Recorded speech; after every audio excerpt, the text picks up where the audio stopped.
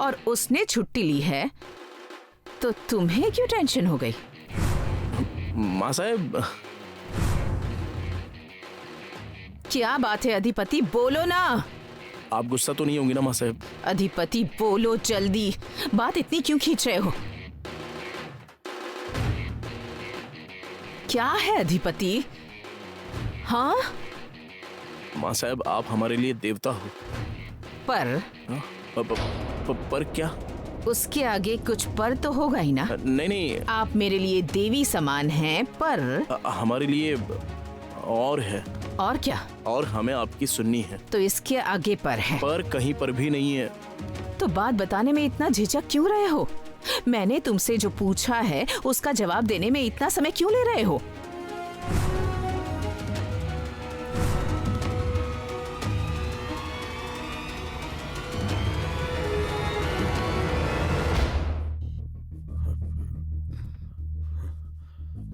अरे जमाई बाबू, अरे आप क्यों उठ गए? बैठिए बैठिए बैठिए। एक तो पहले ही अधिपति को चोट आई है, अब आप भी कोई काम मत बढ़ाइए, शांत बैठ जाइए। भूवी अधिपति को लेकर आई है, बहुत चोट लगी है उसे। मुझे ऐसा लगता है कि किसी ने मारा है उसे, पर असल बात क्या है वो समझ में नहीं आई।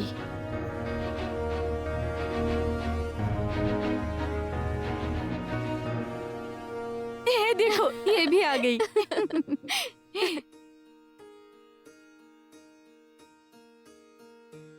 अब क्या हुआ?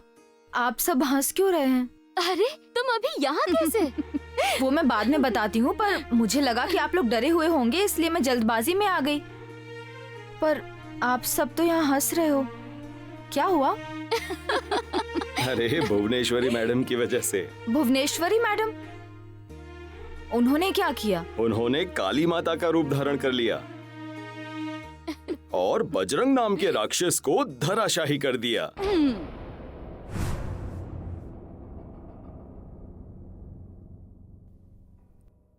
भुवनेश्वरी को जब भी कुछ पूछती हूँ ना, तो हमेशा भड़कती रहती है मुझ पर। अभी थोड़ी देर पहले ही अधिपति को क्या हुआ है ये पूछा, तो बोला हमें अकेले में बात करनी है, और अधिपति को अपने कमरे में लेकर चली गई। ये अधिपति भी ना चुपचाप भुवी की बातें सुन लेता है। अब वो जो भी बोलेगी ना उस पर सर हिलाते रहता है। अब शादी की बात को ही ले लीजिए, अधिपति की शादी का सब कुछ भुवी ही देख रही है। अधिपति पर वो जान छिड़कती है मंजूर है, बहुत किया है उसने उसके लिए। अधिपति भी प्यार करता है उससे, लेकिन प्यार हद से ज्यादा बढ़ जाता है तो मुसीबत हो जाती है ना। समझना चाहिए बेटा बड़ा हो गया है, वो अपने आप तय कर लेगा। अब बहू भी उसे अपने मन मुताबिक ही चाहिए। अधिपति के दिल के बारे में जरा भी नहीं सोचती है वो। भुवी का कुछ भी समझ में नहीं आ रहा है मुझे। अभी तो उसने कितना बड़ा स्वयंवर रचाया था, हाँ? पर अधिपति को उसमें से एक भी लड़की पसंद नहीं आई। भुवी को समझना चाहिए था ना, पर नहीं। भुवी ने उस चंचला को बुलवा लिया। क्यों? तो कहती है कि अधिपति से उसकी शादी करवानी है। अरे भाई बहन की कभी शादी होती है क्या? हाँ अजी, वो चंची दुर्गा की बेटी। भुवी ने दुर्गा को उंगली दी थी, उसने तो हाथ ही पकड़ लिया। भुवी किसी का सुनती है क्या? अब ये दुर्गा की बेटी चंची कैसे गुणों वाली होगी, कुछ भी समझ में नहीं आ रहा है। कभी कभी तो ऐसा लगता है कि ये चंची घर में ना आई होती ना तो अच्छा ही होता। पर अपना अधिपति श्रवण बाल है। भुवी माँ के नाते गलती कर रही है, ये उसी की समझ में नहीं आ रहा है। देखिए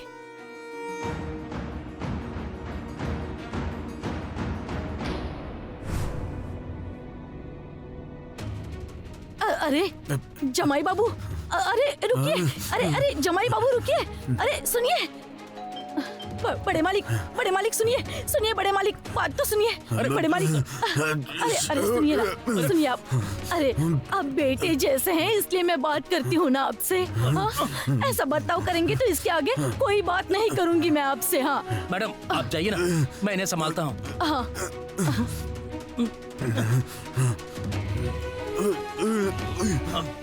देवी माँ के सामने सौगंध ली है।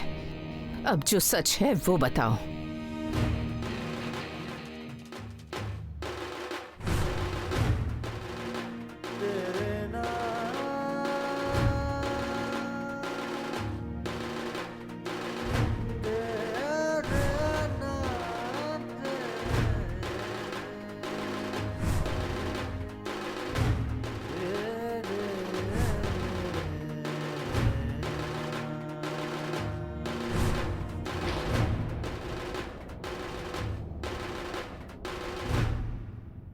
बोलो अधिपति। माँ साहब, मैडम जी वो जरा कड़क अनुशासन वाली हैं, स्वाभिमानी हैं बहुत। वो टूट जाएंगी पर झुकेंगी नहीं।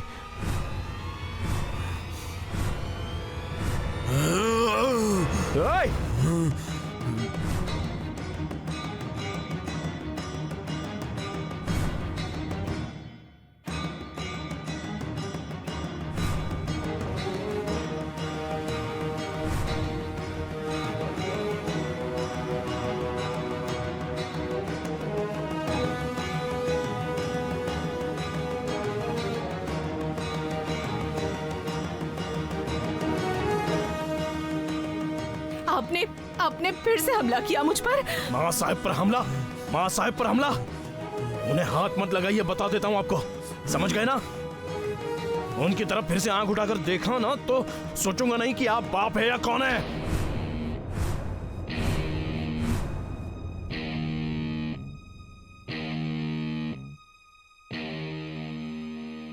क्या भुवनेश्वरी मैडम ने बजरंग को मारा? हाँ तो सारी हेकड़ी निकाल दी उसकी।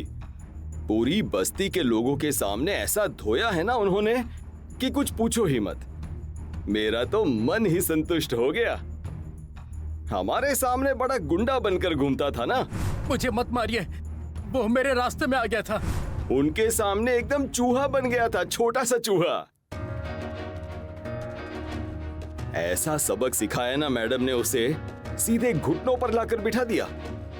बजरंग की हवा ऐसी टाइट हो गई थी ना, क्या बताऊं अक्षरा तुम्हें। तुम्हें सच बताऊं, उस औरत के प्रति मेरे मन में आदर और सम्मान बहुत बढ़ गया। औरत ऐसी भी होती है, कभी माँ तो कभी महाकाली और कभी लक्ष्मी का रूप। दुष्टों का संहार करने वाली माँ चंडी देख ली मैंने अपनी आंखों से। क्या वो बात करना, क्या वो धौंस। इसके बाद उसकी तरफ आंख उठाकर भी देखा ना तो ये आंखें निकाल कर डिब्बे में भरकर घर भिजवा दूंगी, समझा? क्या वो तेज धार नजर, क्या वो आवाज। अरे बजरंग के मुंह से शब्द तक नहीं निकला। अक्षरा, मैं तुम्हें बताता हूँ, औरत हो ना तो ऐसी हिम्मत वाली, धैर्य से भरी, निडर और ना झुकने वाली। मेरी दोनों बेटियां अगर उस भुवनेश्वरी मैडम की तरह बन गई ना तो बाप के नाते मेरी छाती गर्व से फूल जाएगी।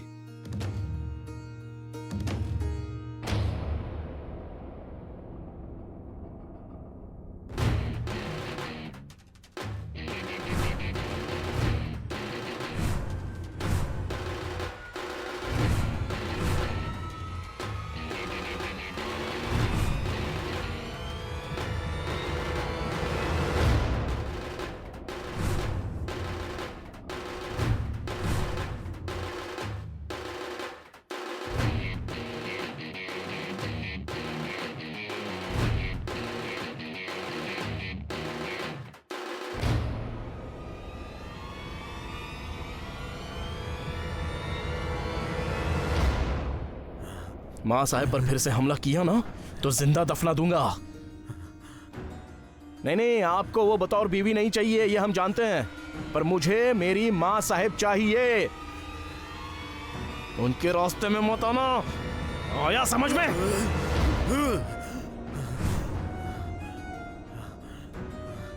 बहुत हो गया नाटक।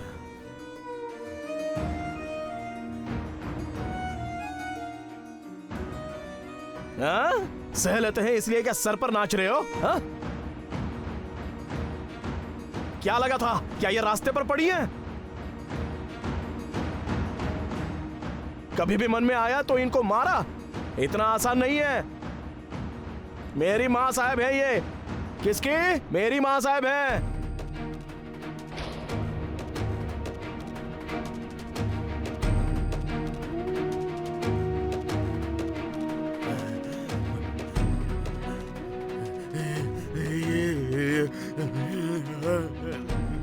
मुंह मत खोलिए।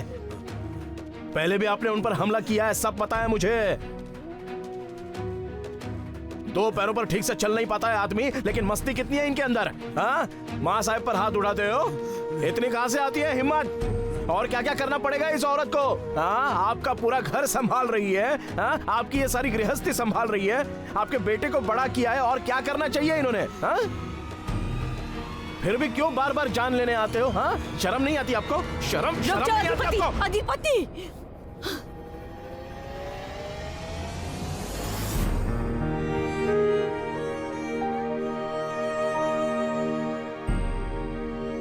आप क्यों सहन कर रही है ये सब कुछ? मुझे खाली एक बार बता दीजिए, मैं इनको अधिपति जाने दो। अधिपति नहीं, अरे बस करो ना बाबा, कितना बोल रहे हो तुम? हाथ उठा रहे हो? अरे बाप है तुम्हारा वो। अरे बाप बोलने की औकात है क्या इनके? मेरी कसम है तुम्हें। रहने दो, जाने दो अधिपति, रहने दो। अरे कैसा बाप है तू मेरा? हाँ, कैसा बाप है? मेरी माँ साहब की जान लेना चाहता है? तेरे जैसा बाप होने से तो अच्छा है कि बाप ना हो तो अच्छा है। हाँ? अधिपति निकल जा इस घर से।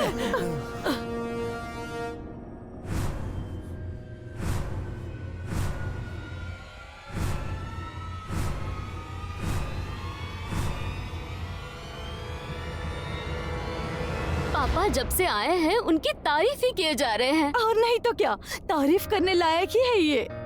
अक्षरा, अरे तारीफ करने लायक ही काम किया है उन्होंने। बजरंग जैसे गुंडे को एक झटके में झुका दिया उस औरत ने। भले भले जो ना कर सके ना, वो एक पल में कर दिखाया। बिल्कुल सही। उस बजरंग का नाम भी सुनती हूँ ना तो मुझे गुस्सा आ जाता है। अच्छा हुआ उसे अच्छा सबक सिखाया, अब उसकी हिम्मत नहीं होगी ऐसा करने की। वो आई, अच्छा ही हुआ, पर वो यहाँ कैसे आई? मेरी समझ में भी नहीं आया। जब मैं वहां पहुंचा तब वो बजरंग को मार रही थी। अधिपति भी वहीं थे, मैंने देखा ना उन्हें, पर उन्हें चोट लगी थी। मुझे लगता है बजरंग ने उन पर हमला किया होगा, इसलिए वो गुस्सा हो गई। क्या रे, लड़की के सामने शाइनिंग मारता है? मुझसे बात करना। बजरंग देखो, तुम्हारा झगड़ा मुझसे है, इन्हें बीच में मत लाओ। जाइए ना आप। नहीं नहीं, अभी मेरे साथ यहाँ से चलिए, आप उनके चक्कर में मत पड़िए। अरे नहीं नहीं, कोई बात नहीं, वो मैं जरा, आप जाइए।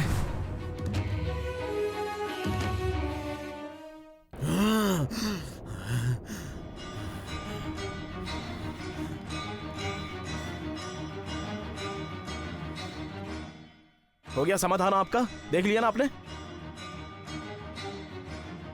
हाँ, इतना किया, लेकिन फिर भी मस्ती जारी है क्या इनके अंदर की? देखा ना अभी आपके साथ कैसा बर्ताव किया इन्होंने? अरे अगर तू मर गया होता ना तो लोगों को बता भी सकते थे कि बाप ही नहीं है मेरा। अधिपति, क्या गलत बोला है मैंने? बस करो अधिपति, बस करो। अरे माँ साहब, आप बस कीजिए, ये सहन करना बस कीजिए। क्यों सहन करती हो इसको? क्योंकि मेरी मांग का सिंदूर है और ये। अगर है तो भी क्या काम का है अपने ये, जो इंसान की तरफ पेश भी नहीं आ सकता? क्यों इज्जत दे रही हो?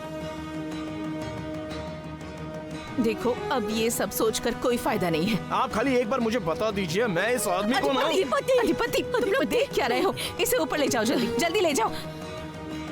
तुम शांत हो जाओ। और हाँ, सुनो, तुम दोनों लोग, ये अगर फिर से अपने कमरे से बाहर आएगा ना तो तुम दोनों को मैं पट्टे से मारूंगा, समझ गए ना? अधिपति शांत हो जाओ, चलिए शांत हो जाओ, शांत।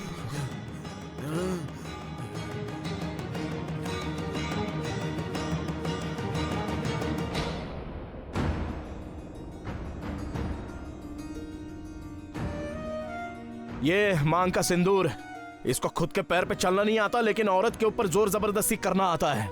यह है इनकी मर्दानगी।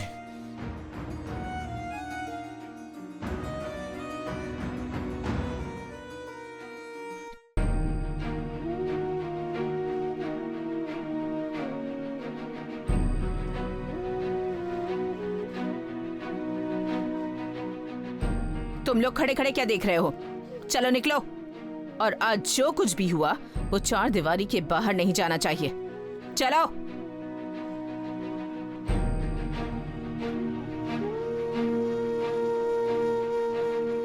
अधिपति, क्यों सहन करती हैं आप इतना? मुझे सिर्फ आप परमिशन दे दीजिए माँ साहिब। अधिपति तुम शांत हो जाओ। अरे कितनी बार मारा है इस आदमी ने आपको। आज मैं था इसलिए आपको कुछ हुआ नहीं, अगर मैं नहीं होता तो। मुझे कुछ भी नहीं होगा, तुम फिक्र मत करो। अरे देवी माता की कृपा से आज तक कुछ हुआ नहीं है और आगे भी कुछ नहीं होगा। लेकिन ऐसा क्यों पेश आता है? उनकी दिमागी हालत ठीक नहीं है, तुम जानते हो ना। तो फिर अस्पताल में भर्ती करवा दो ना इनको। ये मुझे मंजूर नहीं है। क्यों मंजूर नहीं है? क्योंकि ये उनका घर है, इस साम्राज्य के सम्राट है वो ये घर छोड़कर कहीं नहीं जाएंगे। अरे तो कम फिर से ये कम जब तक मैं जिंदा हूँ तब तक तो नहीं।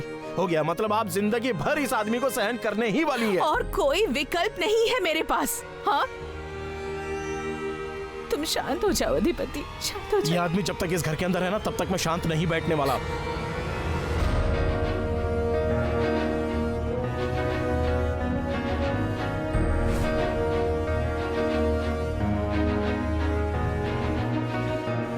बहुत ही गलत इंसान को छेड़ा है हाँ उस बजरंग ने। ये लो बेटा। मुझे लगता है हाँ। कि ये औरत कभी भी अन्याय सहने वाली नहीं है। हाँ और नहीं तो क्या, आज जो वहाँ हुआ है ना उससे तो समझ में आ ही रहा है। हाँ, अनपढ़ भले ही हो पर ताकतवर तो है। औरत की ताकत क्या होती है ना, ये आज उनको देखकर मेरी समझ में आया। पर पापा, बिना पढ़ाई के इतना कॉन्फिडेंस है उनके पास। और नहीं तो क्या। और क्यों जी, पढ़ी लिखी होती तो बहुत आगे जाती वो, है ना। अरे शिक्षा सबको मिलती है ऐसा नहीं है, हर एक के नसीब में नहीं होती शिक्षा।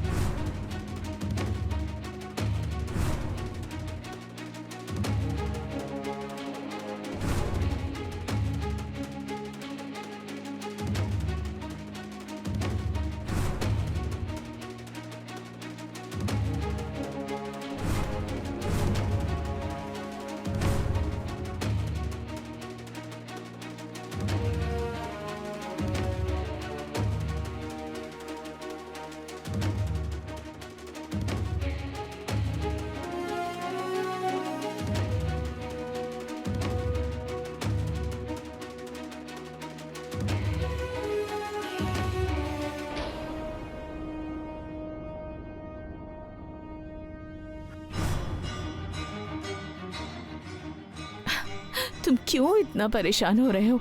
हाँ? अरे 25 साल हो गए मैं ये सब देख रहा हूँ। लगा था कि बुढ़ा आज सुधरेगा या कल सुधरेगा, लेकिन जैसे उम्र बढ़ रही है वैसे बहुत ज्यादा ही कर रहे हैं ये। औरत के ऊपर ऐसे कौन हाथ उठाता है, और वो भी लाठी से? मेरी बात सुनो, समझने की कोशिश करो कि पति पत्नी में ये अरे सब क्या चलता समझ के है। लूं? पति पत्नी के ऊपर हाथ उठाता है, ये चलता है क्या? लेकिन आपको तो सहन नहीं होता ना कि औरत पर कोई हाथ उठाता है। तो अगर किसी दूसरे पति ने अपनी पत्नी पर हाथ उठाया होता तो आप ऐसे देखती रहती, आपने उनकी वाट लगा के रख दी होती। आप क्या बता रही हो? औरत ये घर की लक्ष्मी होती है, फिर वो चाहे बहू हो या फिर बेटी हो। तो फिर ये नियम आप पर क्यों नहीं लागू होता है? बताइए ना, क्या वजह हो सकती है? आप क्यों नहीं अपनी आवाज उठाती? अरे समझने की कोशिश करो अधिपति, मैं एक अनपढ़ औरत। अनपढ़ मतलब? अब शिक्षा का क्या है यहाँ पर? हा? और शिक्षा की कोई जरूरत ही नहीं है, अकल चाहिए।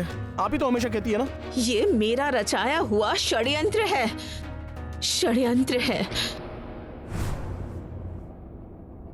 असल में मैं भी पढ़ना चाहती थी, पढ़ लिखकर बहुत बड़ा इंसान बनना चाहती थी, पर हालातों की वजह से ऐसा नहीं कर पाई। पिताजी के जाने के बाद माँ ने 4 घरों के रसोई के काम ले लिए। पिताजी पीछे कर्जा छोड़कर गए थे, लेनदार बार बार आते रहते थे।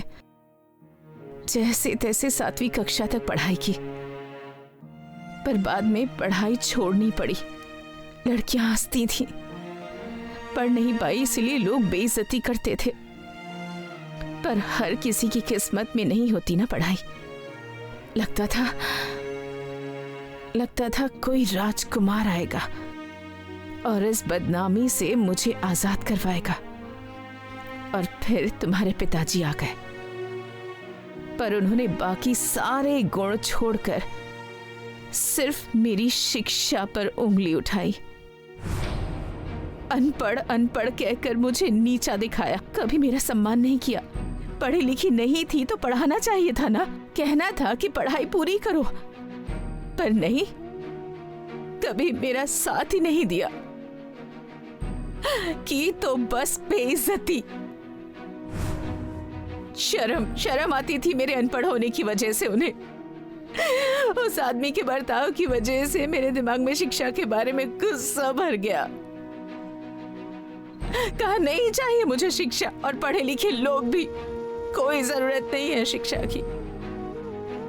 शिक्षा के लिए कड़वाहट मेरे दिल में वहीं से आई। तुम्हारे पिताजी से बदला लेने के लिए मैंने तुम्हें भी नहीं पढ़ाया, पर तुम्हारा तो कुछ नहीं बिगड़ा और मेरी बात सच साबित हो गई। बड़ा बनने के लिए शिक्षा नहीं, अक्ल की जरूरत होती है। तुम बड़े बन गए, दिन बीतते गए, पर तुम्हारे पिताजी के दिल में मेरे लिए जो गुस्सा था वो आज भी वैसा ही है। मैं चुभती हूँ उनकी आंखों में। वो नहीं चाहते कि मैं इस घर में रहूं और तुम्हारी जिंदगी में रहूं। अरे मैं बचपन से देखता आ रहा हूँ, वो आदमी छोटी छोटी बातों पर आपके ऊपर इतना छल करता है, आपको घर के बाहर निकालता है, घर की लक्ष्मी के साथ कोई ऐसा बर्ताव करता है। बताइए ना आखिरकार क्यों गुस्सा है आप पर इतना वो? बताइए ना आखिरकार ऐसा क्या किया है आपने उनके साथ? छोटा था तब भी वही और अभी भी वही। जब छोटा था ना तो मैं कुछ कर नहीं सकता था, लेकिन अभी अगर ऐसा कुछ देखा ना मैंने तो उनकी जान लेके रहूंगा मैं। अधिपति तुम ऐसा कुछ भी नहीं करोगे। यही बचपन से आप हमेशा बस यही करती आई है, लेकिन अभी मुझसे ये सब देखा नहीं जाता। अधिपति क्यों इतना सब कुछ सहन कर रही हो? अभी भी सब कुछ याद है मुझे, सब कुछ याद है।